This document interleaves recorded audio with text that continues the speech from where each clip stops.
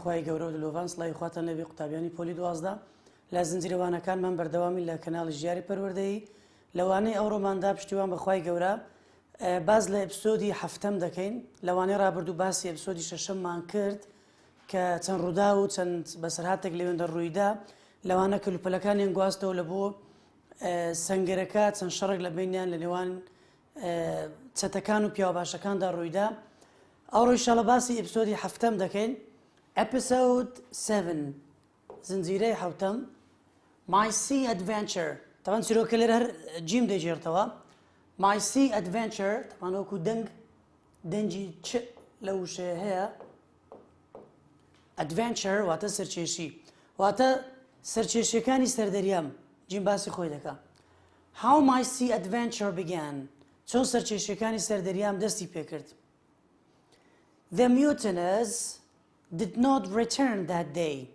واتە یاخیبووەکان ئەو ڕۆژە نەگەڕانەوە تاوان گوتمان شەڕ لە بینیان ڕوویدا چەند کەسێک لە بینیان کوژرا بەڵام ئەو ڕۆژە دواتر دیارە نەگەڕانەوە ئەو یاخیبووەکان نهاتنەوە چی گوتمان mutineers چی گوتمان pirate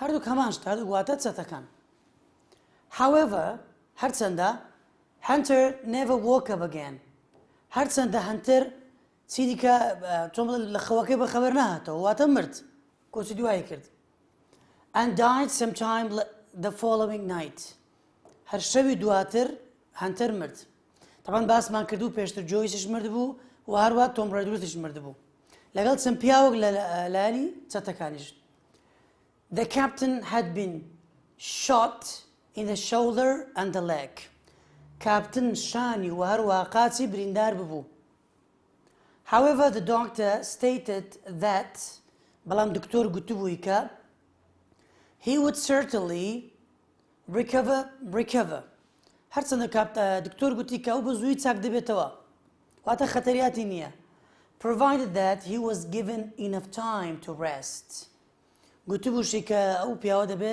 پشۆکی تەوا وەربگرێ ینی بۆی چاک بێتەوە بۆی ئیسراحات وەربگرێ that left us just 4 healthy men ئەو کاتەش تەنها 4 پیاوی سەلامەت مابینەوە 4 کەسی سەلامەت مابینەوە the doctor the squire دکتۆر بوو کوێخاکە بوو squire بوو Gray and myself Gray و هەروە خۆمیش واتە 4 کەس سەلامەت مابوونەوە چکە خۆیان 7 کەس بوون 4 کەس سەلامەت مابیوە سێ لەوان کوژرا کە سێ پیاوەکەی squire بوون و هەروە کاپتنیشان بریندار بوو کەواتە تەنها سێ پیا مابوونەوە لەگەڵ جیم Good.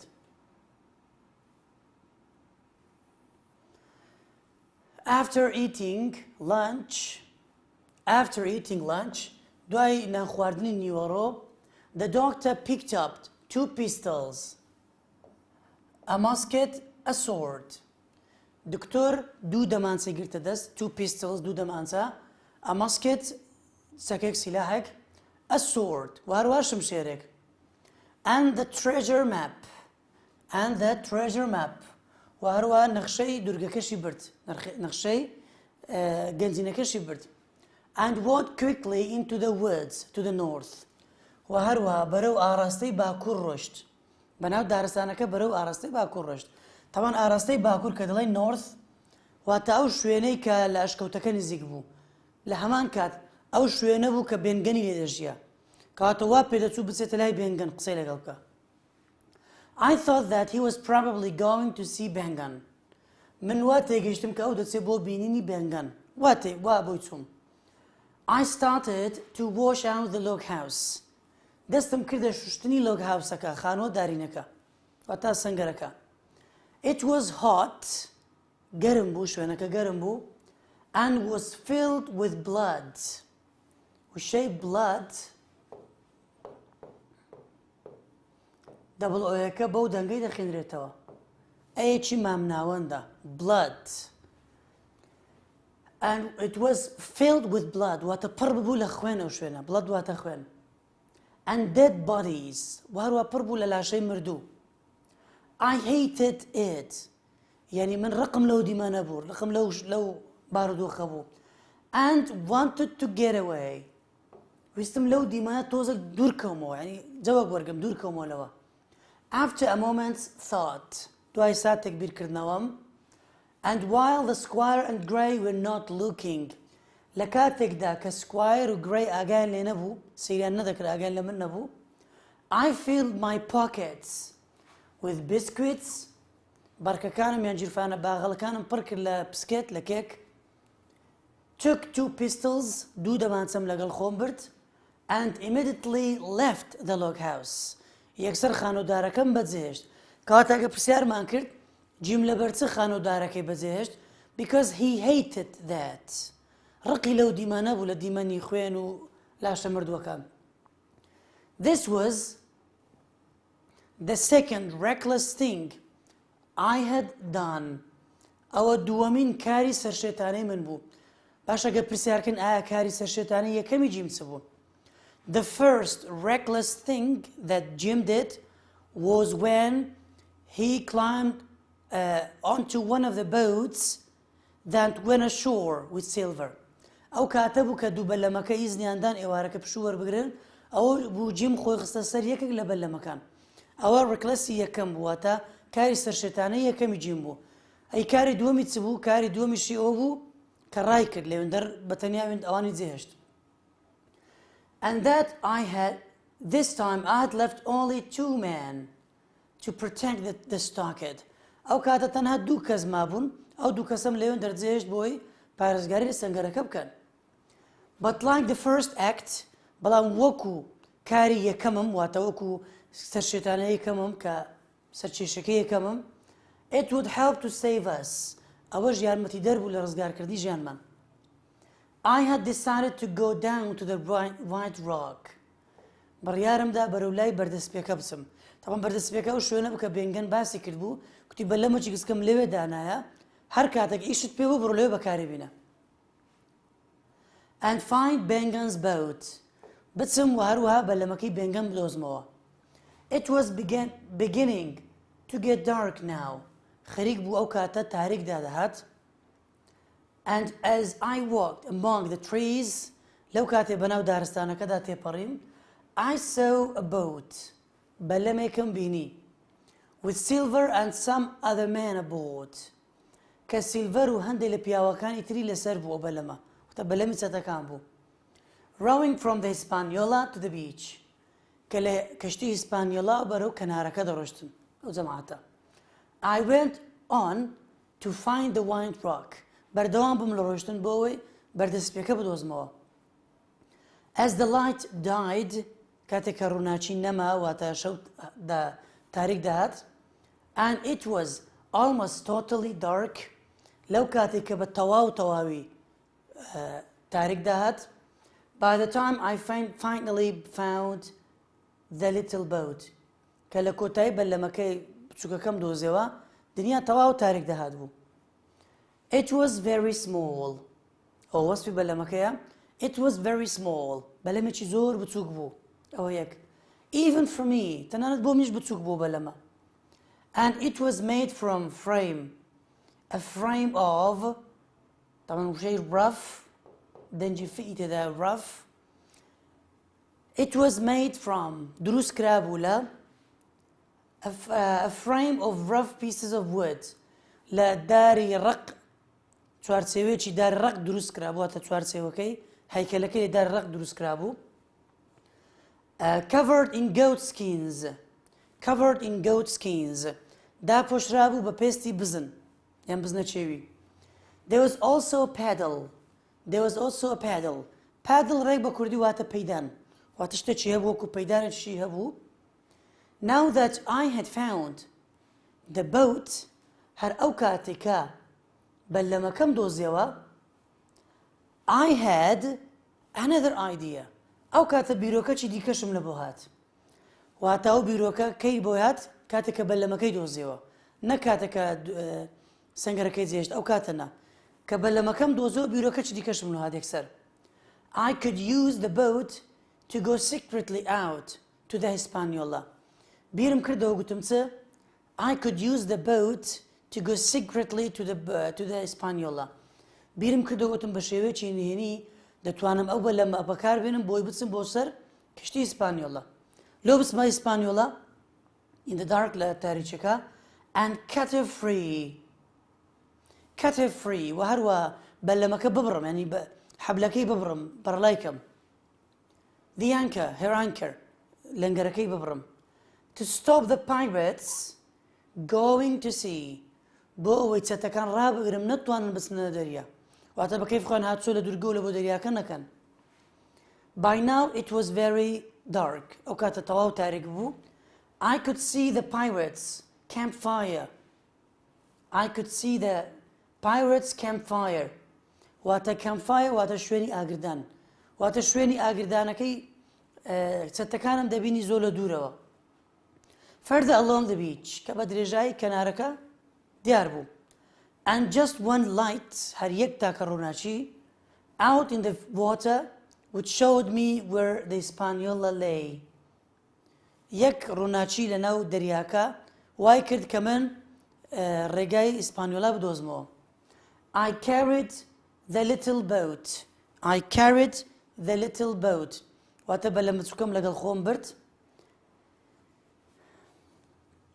down to the water بۆ ناو ئاوەکە and with some difficulty بە هەندێ زەحمەتیەوە climbed in سواری بەلەمەکە بووم the tide had changed واتە ئاستی دەریا دەگۆڕا and was going out بەرەو ڕووی دەرەوە دەهات واتە ڕێک عەکسی ئەوەی کە جیم دەویست بڕوە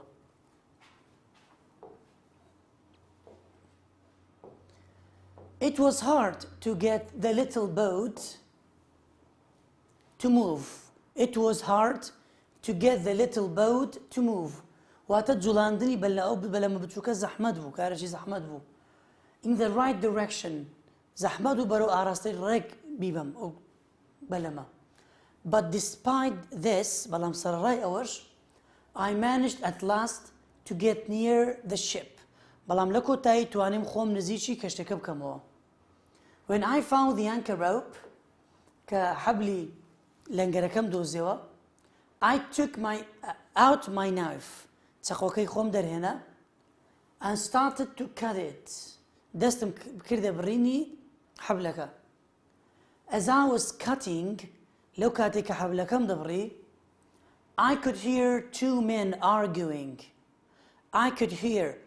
men arguing جێم لێ بوو کە دوو پیاون مجادلەیان بوو واتە گفتوگۆیەکی ڕقیان لە بینە هەبوو طبعا قوتابیان تێبینیەک لە زمانی ئینگلیزی هەر کاتێک GUE پێکۆ لە کۆتایی وشە هات ئەوە یەکە بێکۆ ناخێنرێتەوە سایلنتە جگە لە وشەیەی نەبی ئەو وشەیە شازە لە ناویان argue تەنها یەکە سایلنتە یوەکە دەخێنرێتەوە argue بەڵام وشەی لیگە یەکەمان ناخێنرێتەوە Good.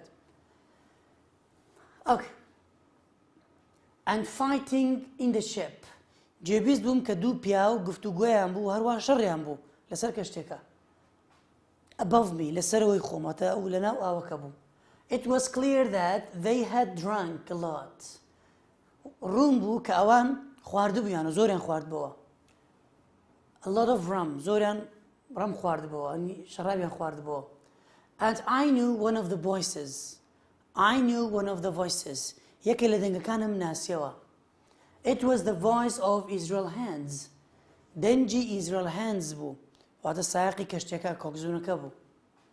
On finally cutting through the rope لە کۆتا بڕینی حەبلەکەم the ship suddenly started to turn and move. کەشتەکە لە ناکاو دەستی کردە ڕووسۆڕاندن و جۆڵەی کرد with the tide along the narrow passage واتە بەرەو ئاراستەی دەرچە تەسکەکە ڕۆشت it moved quickly بە خێرایی جوڵە and my boat moved along with it بەلەمەکەی منیش بە خێرایی لەگەڵەوی ڕۆشت واتە ئەویشی لەگەڵ خۆی برد at one point I saw that لە خاڵێکدا بینیم کە I was close to the waves. من لە خاڵێکدا من لە شەپۆڵەکان نزیک بووم and the beach بەهەروە لە کەنارەکەش نزیک بووم where they were breaking لەو شوێنە نزیک بووم کە چەتەکان پشویان لێ وەردەگرت. The campfire was closer now. شوێنی ئاگردانی چەتەکان لێم نزیک بوو کاتە with the pirates all around it. چەتەکانش هەموو لە دەورەی ئاگرەکە بوون. And I heard words from a song I had heard them sing many times. جێم لە هەمان ئەو وشەکانی ئەو گۆرانیە بوو کە چەندین جار دەیانگوتەوە. On the ship کە لەسەر کەشتەکە دەیانگوت. But one man of her crew alive. What put to sea with 75? طبعا ئەو کۆتایی گۆرانیەکەیە ئەو تاواکەری گۆرانیەکەیە ئەها کە دەڵێ 15 men on the dead man's chest yo ho ho and the dead هەتا ئاخری ئەو کۆتایی گۆرانیەکە دەڵێت but one man of her crew alive واتە لە دەستە دەریاوانیەکە گۆرانیەکە وایە لە دەستە دەریاوانەکە یەک پیا و زیندوو دەمێنێت. What put to sea with 75? چێ هەفتا پێنج زەلامی هینایە یەک کەس بەس بوو بەس ئەو سەلامەت دەبیتەوە. I lay down in the bottom of that very small boat. لەسەر ئەو بەلەمە زۆر بچووکە کەمێک پاڵ کەوتم. And I believe that I was going to be thrown out into the sea to die. پێم وابوو لە هەر کاتێکدا دەکەومە ناو دەریاکە و دەمرم دەخنچێم. I must have stayed like that for hours. پێویست بوو چەندین سەعات بەو شێوە بمێنمەوە. Being thrown about the waves on the waves و هەروەها چاوەڕوان بووم کە بکەومە ناو ئاوەکان ناو شەپۆڵەکان. Expecting to die at any moment. Expect واتە ینی پێشبینیکردن پێشبینیم وابوو وای بۆ دەچوم کە هەلایە کاتێکدا دەمرم. But also exhausted. وشەی exhaust. چەند تێبینیەک یەکەم exhaust. ئێکسەکەمان بە گز دەخێنرێتەوە. exhaust. واروە ئێچەکەیشمان سایلنتە ناخێنرێتەوە. exhaust. Slowly I fell asleep. لە ناکەو خەوتم. And dreamed about home and the Admiral Benbow. خەونم بە ماڵ و بە Admiral Benbow دەبینی. شوێنی میوانخانەکەی سەرەتا باسمان کرد. Alone at sea. بەتەنها لە دەریادا واتە لێرە جیم لە ناو بەلەمەکەی بەتەنهایە. When I woke the sun was up. کە بەخەبەر هاتم خۆر لە دەرەوە واتە خۆر بەرز ببوویەوە. And I found myself about a quarter of a mile off the southwest end of Treasure Island. خۆم نزیکەی چارەگە میلێک دوور دۆزیەوە لە باکووری خۆرئاوای Treasure Island دوورگەی گەنجینە. However, the shore was very rocky.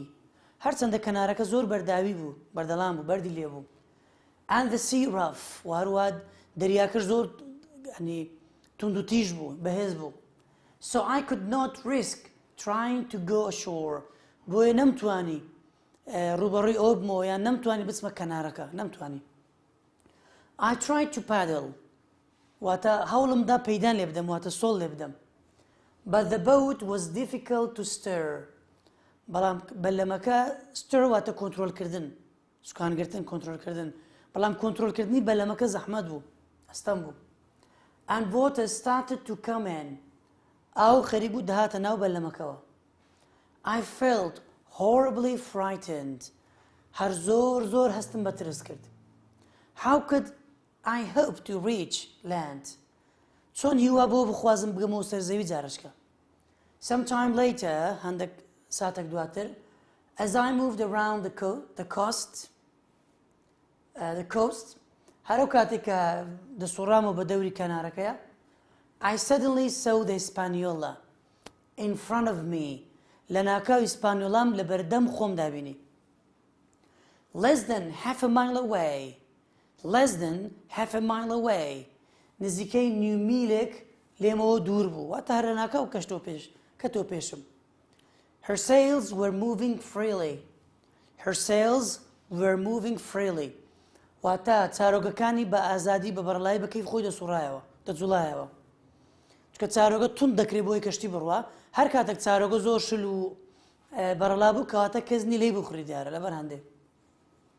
in the wind بۆ هۆی باکەوە چارۆکەکە دەجوڵایەوە. And it was clear to me that no one was sailing her. بۆم ڕوونبوویەوە کە کەس کەشتەکە لێ ناخورێ، کەشتەکە بۆ خۆی دەجوڵێت. I thought that the two men must be asleep from the rum. پێم وابوو کە ئەو دوو پیاوە خەویان لێکەوتووە بۆ هۆی خواردنەوەوە. If only I could get on board, گوتم ئەوەی ئەگەر بتوانم بگەمەوە سەر کەشتێکە، I might be able to return her to her captain. گوتم بابەسمە سەر کەشتێکە بە هیوای ئەوەی کە بتوانم کەشتێکە بگەڕێنەوە بۆ خاوەنە ئەسڵەکەی خۆی، واتە خۆیان نین پیاوە باشەکان. I knew what I needed to do. زانیم پێویست بوو چ بکەم. I sat up and started paddling again. واتە دانیشتمەوە دەستم کردە پەیدان لێدان دووبارە. Despite water coming into the boat, هەرچەند ئاو دەهاتە ناو بەلەمەکەوە، I went on paddling. بەڵام بەردەوام بووم لە سۆلەدان until at last I was close to the ship. تا لە کۆتایی لە کەشتەکە نزیک بوومەوە. I could see that one of the booms was hanging out over the side of the ship. طبعا وشەی booms تێبینێکی دەنجی زۆر گرنگی تێدایە. ئەویش ئێسەکەمان دەبتە booms. چکە لە زمانی ئینگلیزی ئێسی پاشگر کاتێک بۆ وشەک زیاد کرا بە نمونە ئێمبی دەبتە ز، بەڵام لەو وشەی دەبتە booms. باشە booms. Okay. I could see that one of the booms بینیم کە یەک لە بوومەکان بووم واتە و تەختە دارانەیە و دارانەی کە لە کەشتیەوە شۆڕ دەبنەوە، یەک لە دینگەکانی کەشتێکە با بڵێن was hanging out over the side of the ship. بینیم کە یەک لەو چیلکانە چیلکە دارانە شۆڕ بۆ تۆلایەکی کەشتێکەوە. And when a large wave came, کاتێک شەپۆڵێکی گەورە هات، I pushed myself up and reached for it. خۆم خستە سەر شەپۆڵەکە و خۆم گەیاندە ئەو شتە، خۆم گەیاندە ئەو بوومە. Good. Israel hands. Israel hands. چیرۆکی Israel hands چێ لێرە. As I dropped down onto the deck, deck واتە ڕێک ڕووی پێشەوەی کەشتی، لێواری کەشتی. As I dropped down onto the deck, کاتێک کە خۆم گەیاندە سەر لێواری کەشتێکە، the ship came into the wind, swung round. کەشتەکە بەرەو ئەنی پێچەوانی باکە ڕۆشت و swung down واتە ڕووی سوڕاند. And nearly threw me back into the sea. خەریک بوو فرەم داتۆ ناو ئاوەکەوە دەریاکەوە. I managed to stand up. توانیم ڕاگیر بم بوەستم. And then I saw a man. دواتر پیاوێکم بینی. Lying dead. کەوتبوو مردبوو. Further along the deck. لەو سەرەوەی کەنارەکەوە لێواری کەشتێکەوە. Near him was Israel hands. لە نزیک ئەو پیاوەشەوە Israel hands لێوێ بوو. Sitting against the side of the ship. واتە لە لایەکی کەشتێکەوە دانیشت بوو. His eyes were closed. چاوەکانی داخرابوون. And his face was white. ڕەنگی ڕوخساریشی سپی هەڵگەڕابوو. I could see blood on the deck. لە لێواری کەشتێکەوە خوێنم بینی. And a large cut on his leg. و هەروە برینێکی گەورەش لە قاچی Israel handsەوەش بوو. I thought that the two men must have killed each other. پێم وابوو کە ئەو دوو پیاوە یەکتریان کوشتووە. شەڕەکە لە بینیان بوو یەکتریان کوشتێ دیارە. At that moment, هەر ئەو کاتە Israel moved a little. Israel کەمێک جوڵا. And asked me to get him some brandy. داوای لێکردم کە هەندێک براندی بۆ بێنم. براندی جۆرەکە لە خواردنەوە. خواردنەوەی بابرەن کحۆلی شتووە. I quickly went down. بە هێواشەوە ڕۆشتم to the cabin. بۆ لای ژوورەکە کابینەکە. It looked terrible. واتە شوێنەکە زۆر شێوا بوو، زۆر خراپ بوو. And was covered in empty bottles. پڕ بوو لە بتڵی بەتاڵ، لە شوشە و بتڵی بەتاڵ. But I managed to find a little brandy. بەڵام توانیم کەمێک براندی بدۆزمەوە. As well as some biscuits.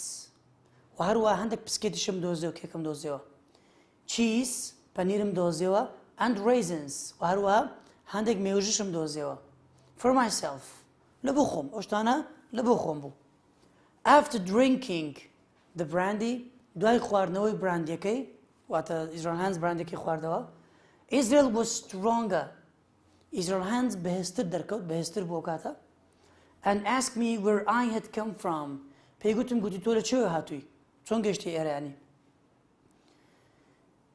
Okay, I've come to take the ship, I replied. من پێم گوتم I've come to take the ship. گوتم هاتم ئەو کەشتێ ببەم. And please think me as your captain. پێم گوت تکایە من بە کاپتنی خۆت تێبگە. طبعا لێرە جین دەزانی کە ئەو پیاوە لاوازە و توانی شەڕکردن و لێدان و شتی نەمایە لەبەر هەندێک بێ منەتە لێ ئەو قسانەی پێدەڵێ. گوتی I've come to take the ship. Please think me as your captain. گوتی تکایە من بە کاپتنی خۆت تێبگە گوتم من بە کاپتنی خۆت دابنێ. He looked at me but said nothing. سەیرێکی کردم بەڵام هیچی نەگوت. Then I pulled down. Then دواتر I pulled down the pirate's black flag. دواتر ئاڵە ڕەشەکەی چەتەکانم داگرت هێنامە خوارێ threw it into the sea. خستمە ناو دەریاکەوە. I did not trust Israel hands. من Israel handsم يعني متمانم پێی نەبوو سیقم پێی نەبوو. But I knew that I could trust him in one point. تەنها لە یەک تاکە خاڵ لە یەک خاڵدا ئەمن متمانم بۆ پیاوەی هەبوو لە یەک خاڵ متمانم پێ هەبوو. ئەویش چ بوو؟ We both wanted to beach the ship somewhere safe. هەردووکمان دەمانویست کە کەشتێکە لە شوێنێکی سەلامەت ڕابگرین. Where she could easily be returned to the sea. لە شوێنێکی وا سەلامەت بێ کە بتوانین بە ئاسانی بیگەڕێنەوە ناو دەریا. Hans offered to tell me how to do it. ئیزراەل هانز پێی گوتم کە من چ بکەم چ نەکەم. واتە ڕێنمایی کردم کە چ بکەم.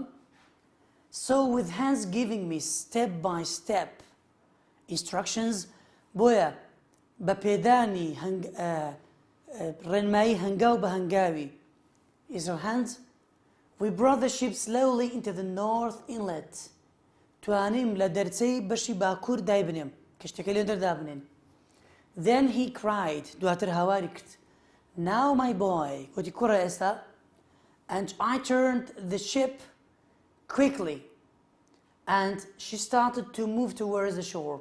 چۆم لە ناکە وتم تەواو کوڕم ئێستا کە ڕایگرە تەواو کەشتەکە لێوێن دەڕاوەستا بەرە ڕووی ئاراستەی کەنارەکە لەوێ وەستا. While waiting for the ship to beach لە کاتێکدا چاوەڕوان کەشتەکە لەنگەر بگرێ ڕاوەستێ بە تەواوی I turned to face Hans. ڕووم سوڕاند ڕووم بەرەو ئاراستەی Israel hands بوو. When our eyes met کە چاومان کەوتە ناو چاوی یەک یان بەرە ڕووی یەک بووینەوە چاومان بەرە ڕووی یەک بووە We both cried out. We both cried out. هەردووکمان هاوارمان کرد. My cry was of fear. ئەمن لە ترسان هاوارم کرد because he was now standing and I had a knife in his hand. لەبەر چە هاوارم کرد لی ترسام چونکە ئەو کاتە چ بوو because he was standing now. چونکە ئەو کاتە بە پێ وەستا بوو. چونکە جیم بیدات کە لی بێمنەت بوو چونکە پیاوە کەوتو بوو نەیدەتوانی هەڵسێتەوە. ئێستادا هەڵسایتەوە لەبەر هەندێک جیم زۆر ترسا. دووەمیش he had a knife. چەقوشی لەکەم بوو. His was a cry of attack. هاوارکردنەکەی ئەو پیاوەش was a cry of attack. هاوارکردنی هێرشکردن بوو. یعنی هاوار دەکرد بۆی هێرشم کاتە سەر. He came towards me. بە ئاراستەی من دەهات بەرەو ڕوو من هات. But I ran to the side. بەرەو لایەک هەر ڕام کرد. Pulling one of my pistols out from my belt. یەکێ لە چەکەکان لە دەمانچەکانم لە کەمەرم دەرهێنا. As I moved کە ڕۆیشتم ڕام کرد. At that moment, the ship ran onto the shore. هەر لەو کاتە کەشتەکە گەیشتە کەنارەکە with a huge and sudden movement. لە ناکاو زۆر بە گەورە بە زەخمی جوڵەیەکی کرد. حرەکەتی کرد. Fell over to one side. کەوتە سەر لایەکی.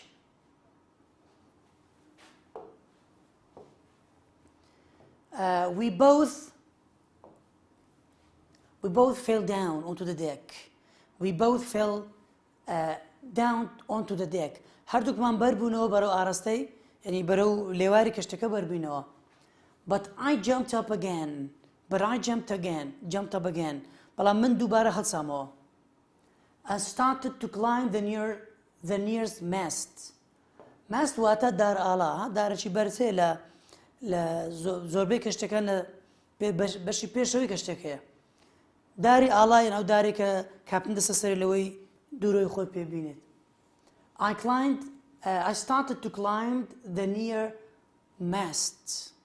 واتە توانیم بەسەر نزیکترین دار بکەوم، دار ئاڵا بکەوم.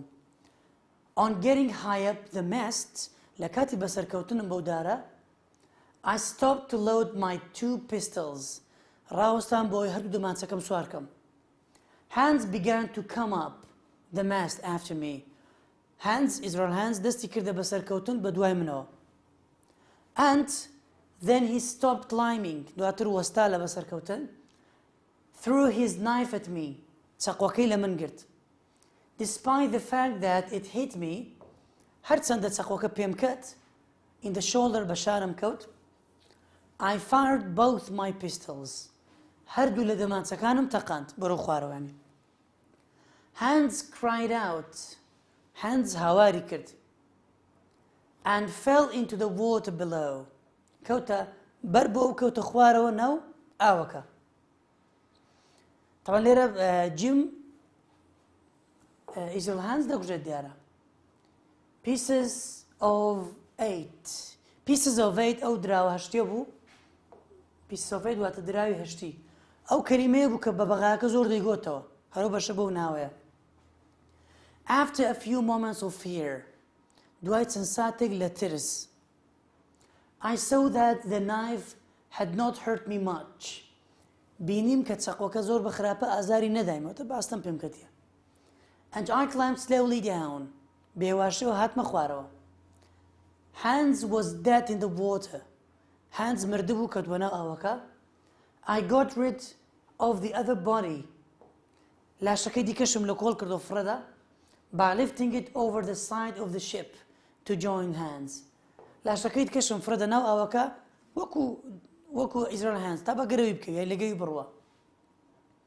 Before leaving the ship, بەر لەوەی کەشتەکە جێ بێڵم، I pulled in as many of the sails as I could. هەتا توانیم زۆرترین چارۆگەکانی کەشتەکەم کۆ کردەوە، هەڵم کردەوە. Then I dropped down into the water. هەمیانم کۆ کردەوە خستمە ناو ئاوەکە، هێتا بۆی بایەکە نەیبە. And walked to the beach. بەرەو کەنارەکە ڕۆیشتم. I was very excited. زۆر دڵم خۆش بوو. And could not wait to get back to the stockade. ئەوەندە دڵم خۆش بوو، حەزم دەکرد زوو بگەمەوە سەنگەرەکە. To tell the others that I had got the ship back. بۆ ئەوەی بە جەماعەتەکەی خۆم بڵێم کە کەشتەکەم گەڕاندەوە، ڕزگارم کرد. It was late at night. شەو درەنگ بوو ئەو کاتە، شەوەکە درەنگ بوو. By the time I found my way to the stockade. شەو درەنگ داهات تا ئەو کاتەی ڕێگای سەنگەرەکەم دۆزیەوە. As I came towards the gate, کە بەرەو دەروازەکە چوم، I was pleased to hear the sound of my friend snoring. دڵخۆش بووم کە جێم لە پرخەپرخی برادەرەکانم بوو. کە گەیشتمە لای دەرگای سەنگەرەکە دڵم خۆش بوو کە جێم لێوە برادەرەکانم خەوتون دیارە. Then when I walked in, بەڵام کە چوومە ژوورێ، a strange voice suddenly cried out. لە ناکاو دەنگێکی زۆر سیر هاوارێکی گوتی Pieces of 8, pieces of 8, pieces of 8. هاواری دەکرد pieces of 8 واتە دراوی هەشتی، دراوی هەشتی، دراوی هەشتی. ئەو کەلیمەیە بکە بە بەغایەکەی سیلڤەری دەیگوتەوە. It was Silver's parrot. بە بەغایەکەی سیلڤەر بوو ئەو دەنگە. Captain Flint. کە Captain Flint بوو ناوی بە بەغایە. There was no time to think. واتە بواری بیرکردنەوەم نەما، کاتی بیرکردنەوەم نەما. The man woke up. پیاوەکان بەخەبەر هاتن. And Silver cried. Silver هاواری کرد. Who goes there? ئەوە چێ لەوێ؟ I tried to run away. ویستم ڕاکەم. هەوڵمدا ڕاکەم. But it was impossible. بەڵام مەحاڵ بوو نەمتوانی ڕاکەم. And they soon caught me. هەر بە زوویی منیان گرت. they soon caught me. Silver ordered someone to go and get the torch. Torch واتە light. Silver ئەمری کرد فەرمانی کرد کە کەسێک بڕوا و and get a torch. لایتێک بینن ڕووناچێک بینن.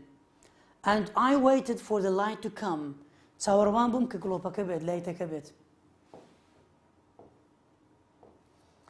گەت یەک تێبینی دەنجیمان هەیە قوتابیان ئەویش باس بکەین بۆ بی وانەکەمان تەواو بێت ئینشاڵڵا بەنسبەت GHT قوتابیان GHTەکانی ئەوانی کە لە کتێبمان باس کرا وەکو پۆلی 12 هەر کاتێک G و HT بەیەکەوە هات ئەوە Gەکە و Hەکە بەیەکەوە سایلنتن هەردووچیان سایلنتن جگە لەو وشەیەی نەبی